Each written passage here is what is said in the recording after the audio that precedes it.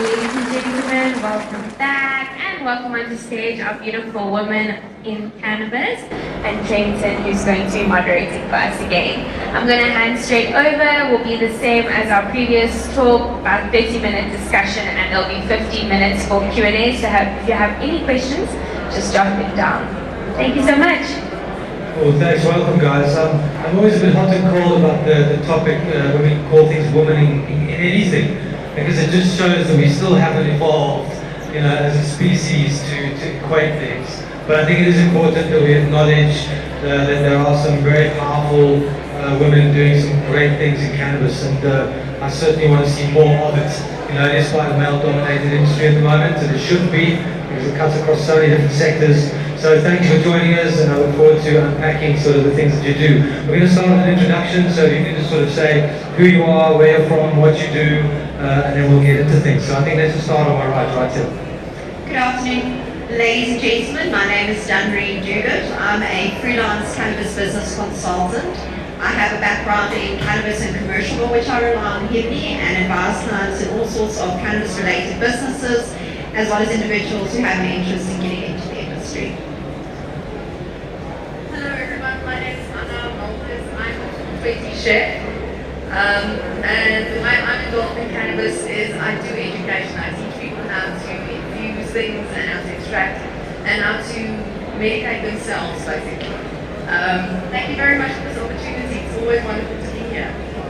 Hello everyone, my name is Heystek. I am the Youth and Diversity Director of Fields of Green for All. I'm an activist and passionate about all things cannabis, and I'm a woman. Hello, how's it? I'm Hannah. I just flew in from Israel overnight by flight, so I apologise if I stutter a bit because I'm quite tired, but I'm excited to be here. So I'm excited to be here because I was here last year, and I was very impressed by your passion and by your kind of having cannabis in the DNA of South African people.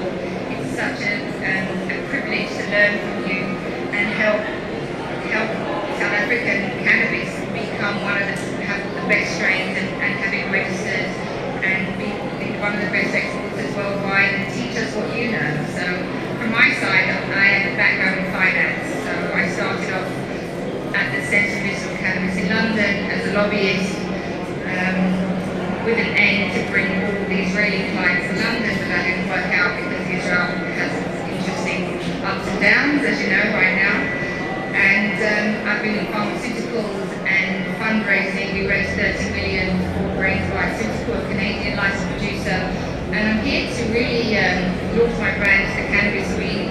It started as a joke with my kids, the Cannabis Green from Gold is Green, but actually I really do that. I really care. I want common wealth to be wealth for everyone that knows what they know, and if anyone wants some advice, I'm happy to here to help. Great, thanks. So just before we unpack, I want to get into the industry and talk about those things, but just because of the topic of the panel, what do you find that there are barriers to entry as a female in this industry at the moment? Let's just cut to the chase. Anyone want to answer that? I'll answer it. No.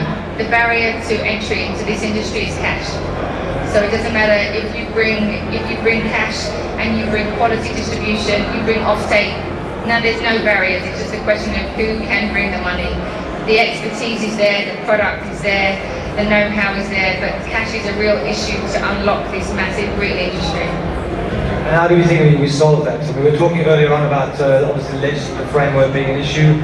You travel the world and have witnessed various different industries coming online. Where do you think it's at in terms of cash at the moment? So we know from Warren Buffett that you have to have very deep pocket and let people do what they do.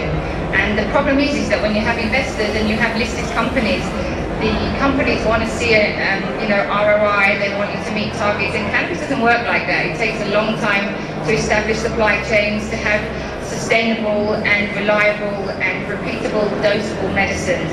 And we're moving from plant-based into trying to create a melange of pharmaceutical as well as wellness. And that's very tricky and fragmented, and it takes a lot of patience. And I think, for the South African people, hang in there, get your finance right, find strategic partners, and I think we all get there together. But you have to be very patient. Amy, you've been in this industry a long time, and we all know that that the Pondoland farmers are majority female. You know, they've been tending to the plant. They have a natural sort of affinity with looking after the plant. But we don't see that many sort of females in the industry. And from a sort of business perspective, why do you think that is? Is it just not something that's attractive, or is it too early in its evolution, or? I think, yeah, as you said, traditionally most of the women are the growers as well as the transporters, especially in South Africa. I mean, we've got over 600 years of cultural and traditional cannabis use, so it's ingrained in us. And then especially as women having to stay home and homestead, care for the families and children, grow the cannabis, harvest it, we do most of it. And I think it's definitely changing. There are a lot more of us. But I agree with exactly what you said. I don't think the barrier to entry in that sense. It's just about being brave, and I think maybe it's like a South African cultural thing very much. I think for women to stand in their power and move forward and actually own their relationship with the cannabis plants. But I think it's definitely changing fast, and I mean, even just looking at it, there's so many of us. I mean, even at the schools, there's so many more women. Great. What are some of the opportunities you think for for the audience who are looking at this industry? It's exciting, it's complex, it's confusing. What advice would you give to somebody who is trying to get into the industry? Sorry, Anna, yes, you. No worries, but okay, so there are so many opportunities. I mean, in cannabis, there's over 50,000 different things that you can do with a one single plant.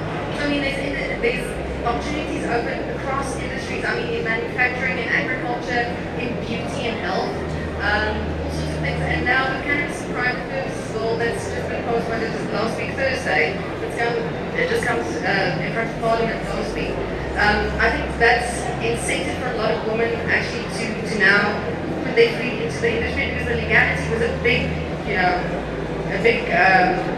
stopping point for us, because we don't want to operate illegally. We want to have illegal jobs. Does that make sense? Absolutely. I mean, no one wants to watch their back at the end of the day. We were talking. Okay, so now I just wanted to touch on the support industries are also huge. So IT, legal, and just packaging, that kind of stuff is also a huge gap. Let's unpack that, okay? Because when we talk about the cannabis industry, most people think it's about cultivation. And I often say to people, this is actually not an agricultural industry. That is the catalyst, and that is where it will start. But if you look at the use cases, especially for industrial hemp, it is so diverse and so broad. Let's just take a few minutes to unpack some of the different, apart from the THC side, let's unpack some of the other parts of the industry that exist and that there are opportunities. And maybe we start with you. So support services, like you mentioned, is huge. The industry itself, how can I explain this?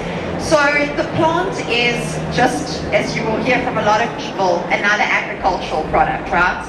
And if we utilize it correctly and get to certain end products, that whole supply chain exists of a whole numerous number of key role players that we can support each other. And that starts all the way from farming.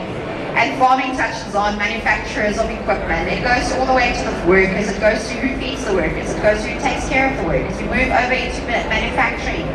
From there we need machinery, we need legal, we need HR, we need finance to run the company in itself. You haven't even touched the plant in that industry, for example. You are just a manufacturer that's making the machinery that goes into the industry, and you are part of that supply chain now. So there's so many opportunities and support services and job opportunities that can be created from the cannabis industry if applied correctly. And you do not have to handle the plants. I'm a lawyer. I really honestly enjoy several benefits of cannabis and the industry that's growing in itself. I find so fascinating. But at the same time, I could step into this with my qualification and take it on and ask, how can I help? How can I fit in? What do I find that I really am good at? That's the key question you need to ask yourself. If you have a skill, if you have a specific interest, ask yourself if that can fit into the industry. Not everyone has to be a grower, not everyone has to be an extractor. If you've got a certain set of skills with IT, finance, legal, debating, Even if you're a good draftsman, we need people to be part of our social lobbyist groups. If you're a writer, we need people to write fantastic, good pieces for us. So there's so many opportunities that will go on for days. But what's really important for you is to try and find what you're passionate about. Because that passion is what will carry you. This industry is still very new, it's very fresh. It's got to happen to try and retry and research and develop yourself even in the industry and in the process as you learn more about the industry and about yourself. But through that, if you're passionate with the skill set that you have and what you're really good at, that will carry you through the industry. Regardless of the numerous regulation changes and new acts and etc. that can come in, if you stick to your skill set, that will be valuable for you within the industry as well. Yeah, it certainly is complex in terms of what's actually available. We do need people who are already skilled, as pharmacists, chemists, whatever they do to come in, because we need that deep knowledge in the space. Shana, you've obviously, with a global hat on, I'm going to put you on the spot here. What is your opinion on South Africa as a cannabis kingdom to have to play a global role in cannabis? I'd like to know what your lens on that is. So I would like to just refer back to what you were saying, give it a bit more structure so we can really cut the cannabis industry in terms of the plant, define it as wellness, health and wellness, CBD, less than 0.3 or 0.2% THC and below, and all of that whole aspect of the green economy that can come out with non-intoxicating extracts, for example. Then you have, then you have medical, when we can, when I got into this industry, it was very end of mid-2018, and then quite soon after we had that massive exit of $8.3 billion from GW Pharma. And that taught me that Jazz Pharmaceuticals saw this as a whole pathway to get market authorization for one specific orphan condition, Dravet's, Lennox-Gastaut, and epilepsy, and now they are just rolling out a whole plethora of about 40 plus clinical trials. And each one of those targets, we think about the numbers, and I think that's where perhaps the glass ceiling happens, because you need fruits and you have suits. And this industry, for Cannabis Kingdom to be established here, you have a very, very well established, broad, deep knowledge of the financial industry. You have lawyers, you have accountants, you have people that know how to take companies global, take companies public, how then to take them back from being public when it's not working. You have deep industries here that have that used to be the financial hub of Africa. Eskom supplies electricity to the whole of Africa. Yeah, things have gone for a bit, but I really believe that Africa can have the hub here for cannabis, because you've got Sadra, because you have, you're part of PIGS. So those three verticals of wellness, industrial hemp. I love the idea that McLaren doors in their sports cars are made from industrial hemp. That's phenomenal. Decortication, all of those pieces of the industry for industrial hemp. And then you have pure pharma and the big numbers of $8 billion. That's very exciting. That's very exciting. Great, thanks. Let's talk about some of the current challenges and how we're going to overcome those. So I started with you, Amy. Industry challenges, where we're at, what are the things we need to sort out? I wanted to touch on something that you said, but I think the most important thing for us is because we have such a long history of cannabis use at Wells, there's all these beautiful prospects of what can happen. We've got to make sure that we take care of our community and our legacy and rural growers, so to make sure that they are included. And I think that's something that we've seen happen, and is still happening, is that Africa is seen as the kingdom and the green rush, and people hate that. But I think we've just got to, whilst it's amazing to have this investment into Africa, we've got to make sure we're taking care of the people on the ground already. I think that's one of the main things for us in that sense. So I mean, again, we all know the difficulties of the legislation, and even though the new bill is promising, we've got to remember that there's still regulations where they can get us. Very problematic. And then I think just supporting, looking after yourself, your community is the main thing, in my opinion, as an activist. And then just again, barrier to entry is a huge thing. So again, making it accessible to everyone and not just those who can afford it or have the right connections. I love what you said, suits and roots. This is such a complex industry. You can be sitting in a boardroom with a guy with dreadlocks and a suit You know, so one of the challenges I've always had is, you know, we're as you know, an education company, and people say to me, like, who's your target market? And I said to them that in one particular class we had an 18-year-old guy from the farms and a 75-year-old Black American guy in the same class. So completely diverse, you know, and you look at the amount of industries that can cut across, it makes it very complex. What are some of the challenges, in your opinion, that we need to work on and try and sort out in the next 24 months? Do you mean in terms of legislation? In terms of the industry, what are some of the things that we're doing wrong, that we can do better, where can we improve, what do we need to build out, what do we need to work on, develop? I think the expectations around cannabis are currently very, very high in terms of financial reward, and we need to kind of let go of that, because we need to build it from the ground up.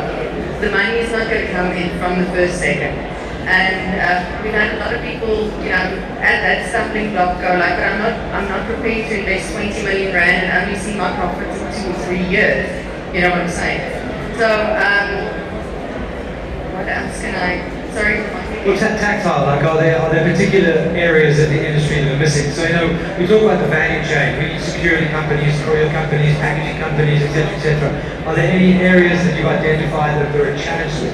Well, one of the areas I've identified is we have a massive issue with plastic in terms of packaging. I think that's something we really need to work on. You know, that's something personally I'm quite passionate about. We're supposed to be, you know, cannabis is part of the sustainability sort of matrix, especially with hemp. Yet we're not focusing on those things. That's something that I would put on the table as a challenge. Are there any other things you can think of off the top of your head that might be worth looking at? Well, as you said, any plastic can be made from hemp. So I don't understand why we don't revert to hemp as our packaging material in the first place. You know, that is one of the spots that you've touched on there as well. And you know, the other thing is testing. I mean, being accessible testing of products, because currently the financial constraints, you know, going on with having a full spectrum test is almost infinite.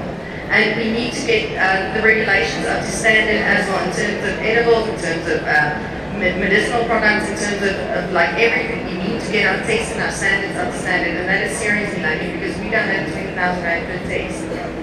I think testing is something that's coming up as a regular topic in terms of, because stuff needs to be tested. You know, you obviously in the edible space. I'm a very, very big fan of edibles. I think they're an incredible way to consume cannabis. But I can tell you now, I'll put down the audience, how many of you in the audience have had a bad edibles experience? Okay, there's always hands. And I really empathize, touch wood, I've never had a bad edibles experience, but then I'm also educated on dosing. And I think that is something that's important to make sure that packaging is properly done, testing is properly done, labeling is properly done, because you cannot die from cannabis. For those of you who don't know, no one has ever died from cannabis. But when you have a bad edibles experience, you think you're going to die. So it's a pretty tough time.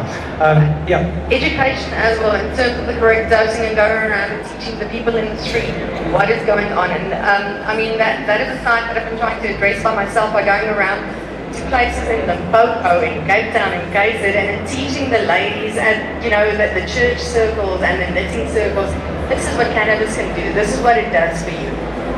But we need like a push from government to get everybody educated up to the same standard, because we are individuals. We can't do it for love and charity by ourselves. I was just going to say, on the education front, I think something is also like delivery methods. So understanding how your body processes cannabis in the different ways that you consume it, because eating an edible versus smoking a joint, it's a whole different process in your body and a whole different experience. So I think that's important as well. Agreed. I think creating what someone mentioned about standard of education, standard of opening doors for people in your courses. So I want to just give a shout out to Trenton for finding me 3 young guys.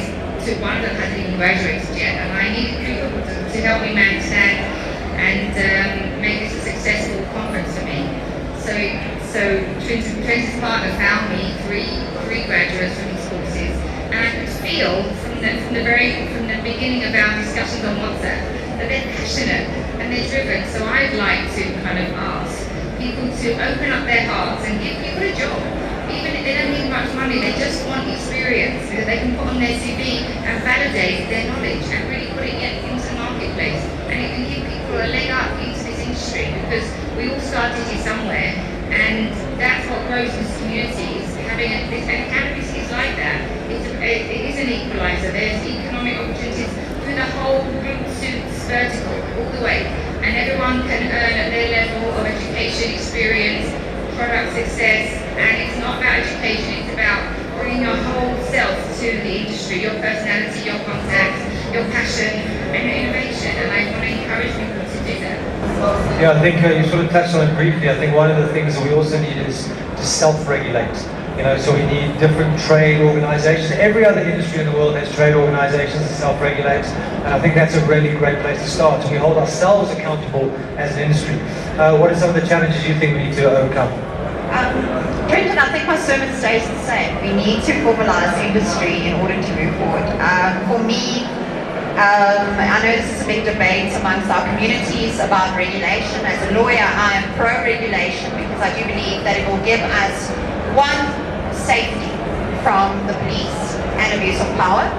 I believe that by formalizing the industry and having clear marked perimeters will give us an opportunity for those who stay within the perimeters to be safe.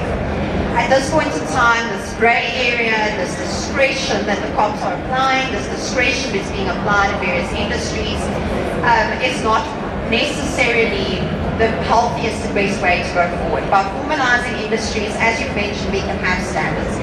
We've all heard about this really horrible and inflated story about children eating dagga muffins or 2 rand dagga muffins in the news recently.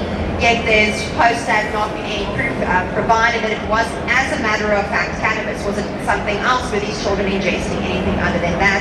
These sorts of questions, and then on top of that then comes the conversation, but there is no standards to these products. There's no one legal way to access these products. And two, if you do access these products, what is our measurement? What is our standards that is being measured against, and how is it quantified? It really is, apart from us not wanting children to get access to it as well, by having clearly marked products in terms of regulation, will force you to mark your products correctly, saying that it's not consumable for children, not for people under 18. I've unfortunately seen numerous cases where people have bought something from somewhere, first and foremost shouldn't have done that, and then second of all, because it is not properly marked, it's not properly also tested to tell you the accuracy of whatever they're claiming the dosage is, and then kids ingest these things, or people ingest these things together with medications without the proper advisement. So the more formal the market can get, the more safety can come into the market as well. It's the same as with doctors. At this point in time, doctors are very apprehensive. They're either very pro-cannabis or very against cannabis, or very unsure about cannabis. One of those three camps. And if you're feeling unsure, you're never going to prescribe it onto somebody. But by organizing the medical market as they have now, doctors are forced to come to terms with the fact that they can prescribe cannabis, not must, but can prescribe cannabis. And this then also starts with education, where the doctors are forced to undergo programs in South Africa under the Medical Act to have the sufficient equipment and knowledge to really go and prescribe onto their patients in a safe and regulated environment. So our sermon is the same. We need to formalize it in order to create safety and quality. Absolutely agree. Yes. So I think there are some very important lessons that can be learned from around the world. So in the UK, I was part of the formalisation for the Food Standards Association, as in the non-prescribed products, CBD wellness products, and they made a mess of it. They really made a mess of it, and they overcomplicated it, and they over-formalised it. This is a plant. CBD is now in Israel, for example. CBD, you're allowed to buy it, but you're not allowed to sell it. So it's so complicated because it's harmless. Either your body will do something with it, or it's not going to cause anything. And the level of toxicity for the liver you have to take is enormous. GW, I go back to that because their dosage is very, very high, 1,000 milligrams a kid. So, let's just be sensible. I mean, your sermon's right, but let's legalize it because this is plant-based medicine. Everybody's endocannabinoid system is unique, and it changes based on your sleep and your pain, and it just changes all the time. So we need a sensible and reliable legislation, and one that can actually allow the market to develop to its utmost. and enable the market. I mean, one of the biggest challenges in the States in cannabis is over-regulation. 95% of commercial cannabis farms in California last year lost money. 95% of licensed farms, according to Forbes. That is an unenabling environment, so we've got to be very careful not to over-regulate. We're running out of time. We're going to take some questions. Just quickly, then in 2-3 minutes, your prediction for next year. What do you want to see next year? So for me, we've just seen the bill being passed for private use purposes. We'd like to see, moving into next year, the formalization of proper, logical, reasonable regulations attached to this private purposes bill. We would also love to see some development in the commercial market to formalize that specifically for adult recreational use. As I've mentioned, medical is quite regulated out now. It really comes down to adult use and responsible use markets and how we are going to regulate that and how we're going to move it forward. I do anticipate a lot of litigation in 2024 as these developments come into place. Stakeholders will push back. Not everybody in the cannabis community necessarily agrees on everything. We all sit around the same table, but we don't necessarily all agree on the same thing. And at the same time, that then invites certain litigation to naturally arise as these laws are developed. And I do anticipate a lot of this, and I anticipate to see ourselves a lot in court in the next 2 years to really get to a point where we can find this out and get to a logical, reasonable, and sound piece of law. Thanks. Your thoughts? Briefly? I see hope. That's what I see for the future. I see hope finally, after 5 years' time, we're finally there. After being interrupted by COVID and so many other world events, we are finally at a point where we can move forward now. So I see a lot of hope. I also see a lot of people rushing in to try and capitalize on this industry and try and make their money like as quick as they can and get out as quick as they can. And I hope that doesn't spoil the integrity of the love that we have for dope. So that's what I Hope for dope. I agree. I think that this is not a gold rush, it's not a green rush. And all that narrative that happened a year or two ago really did some damage to the industry. It's a long game, this, and it's a really complex, beautiful industry that needs to come from the right place. Let's keep this as pure as possible. We've got many industries that are not pure, let's fight to keep it pure. Amy, quickly, your sort of predictions for next year. My word for the day would be integrity. So if you can take anything from here, it would be that. Please move forward with integrity. And then my hopes for next year would be to have evidence-based and human rights-based policy and regulations. But yeah, I think just integrity is key for me. China, I'm going to be selfish. What do you see for South Africa? What's your lens for next year?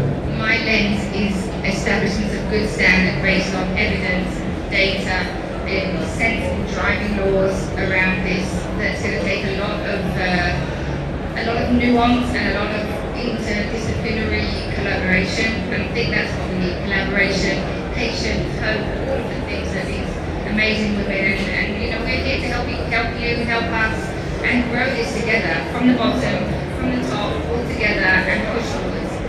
There we go. Beautiful words. Thank you so much for all your input. Ladies, thank you so much. Beautiful insights, and we really appreciate your time. And let's 2024. Let's take it. Thanks.